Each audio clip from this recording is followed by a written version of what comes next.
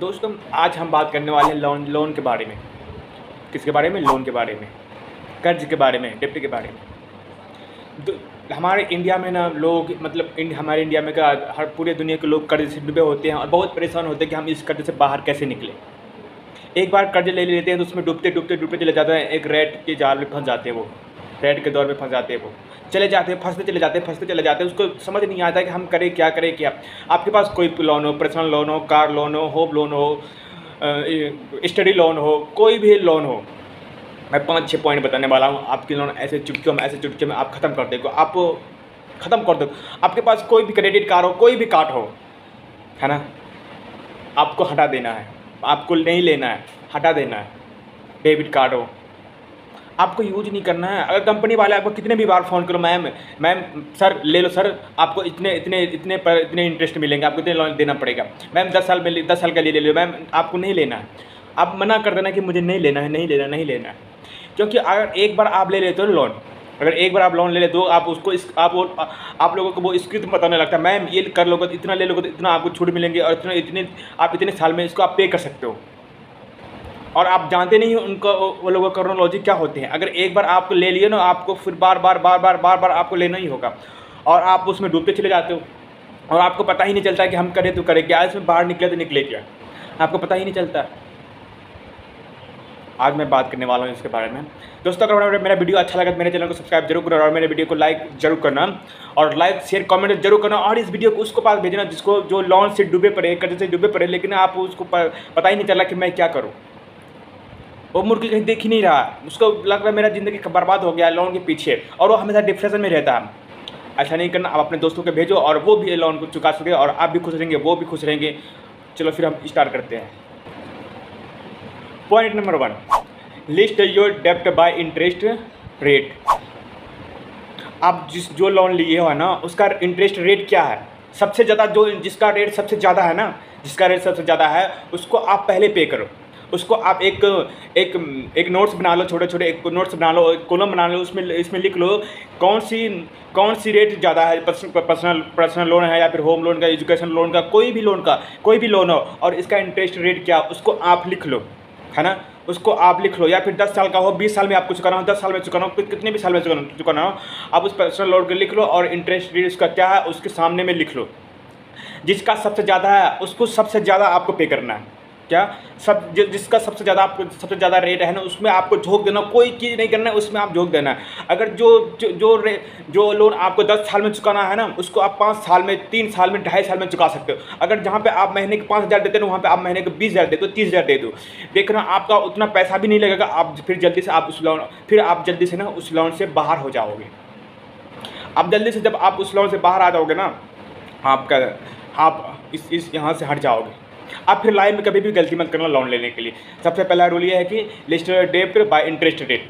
जो सबसे ज़्यादा इंटरेस्ट है, जिस लोन में सबसे ज़्यादा इंटरेस्ट है, उसको पहले चुकाने की कोशिश करो। उसके बाद और कहीं पे जाओ और किसी भी देखो।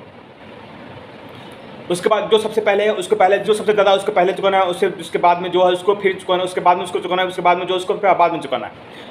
ऐसा नहीं कि जो सबसे छोटा है यार इसको रहने देते, मैंने नहीं, जो सबसे पहले उसको सबसे पहले चुकाना है आपको, तभी आप कुछ कर पाओ। अगर जहाँ पे 10 साल में आप चुका रहे हैं ना, आपको ये करना चाहिए कि आप उसको 3 साल में, 5 साल में कैसे चुका सकते हो। जल्दी से जल्दी आप चुकाने की कोशिश करो।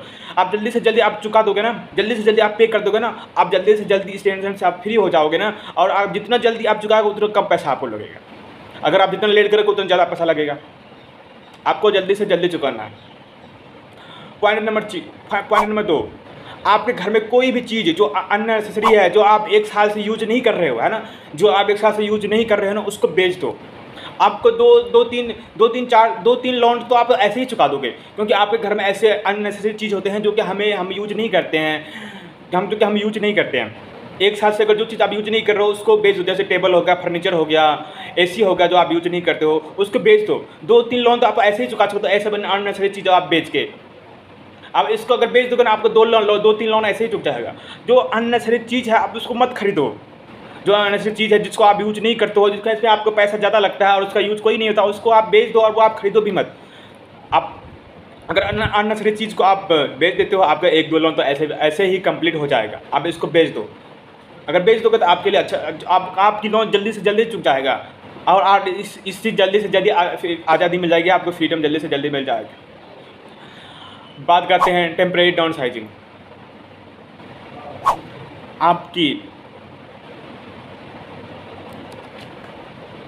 आप ऐसे चीज़ नहीं खरीदते हो, है ना, आप ऐसे चीज़ नहीं करते जो कि आपकी संपत्ति में वृद्धि हो, आपकी संपत्ति बुष्ट हो, आप ऐसे चीज़ नहीं करते हो। देखो जो बुद्धिमान लोग होते हैं तो वो एसेट खरीदते हैं, और जो कम बुद्धिमान लोग होते हैं ये अप्रिसिएटिंग खरीदते हैं, अननेसेसरी थिंग खरीदते हैं, जो नॉन वैल्यूएबल थिंग होता है वो सब चीज़ें खरीदते हैं। जो कम बुद्धिमान लोग होते हैं, जो बुद्धिमान लोग होते हैं वो एसेट खरीदते हैं, और कम बुद्धिमान लोग लायबिलिटीज़ खरीदते हैं। इस सिलसिले जब आप कमाते हो ना, कुछ पैसा इन्वेस्ट क्या करो, आप कुछ पैसा आप इन्वेस्ट क्या करो कि एसेट अपने बढ़ाने के लिए, आप बूस्ट करने के लिए। अब जो पैसा अननेसेसरी चीज़ों में बर्बाद कर रहे हो जिसका कोई मोल ही नहीं है, उससे अच्छा यह है कि आप अपने संपत्ति को बूस्ट करने में लगाओ, आप अपनी संपत्ति में लगाओ जो कि आपकी संपत्ति बूस्ट हो, आपके एसेट बूस्ट हो। ऐसे कम आपको ऐसी चीज़ें आपको नहीं खरीदना जो कि आपकी संपत्ति को बर्बाद कर रहा है, ख़राब कर रहा है, जो कि आपको लोन पे लोन कर दे रहा है, कर्ज में डूब रहे हो। आप ऐसी चीज़ें आपको नहीं खरीदना है। आपको ऐसी चीज़ें खरीदना है जो कि आप पैसे को, अपने संपत्ति को आगे बढ़ा सकते हो, आप पैसे इन्वेस्ट कर सकते हो, ये आपकी अच्छे हो सकता है, या एक सारी बिजनेस आप कर सकते हो, ये आपकी एक अच्छी चीज़ आप एक अच्छी हो सकती है।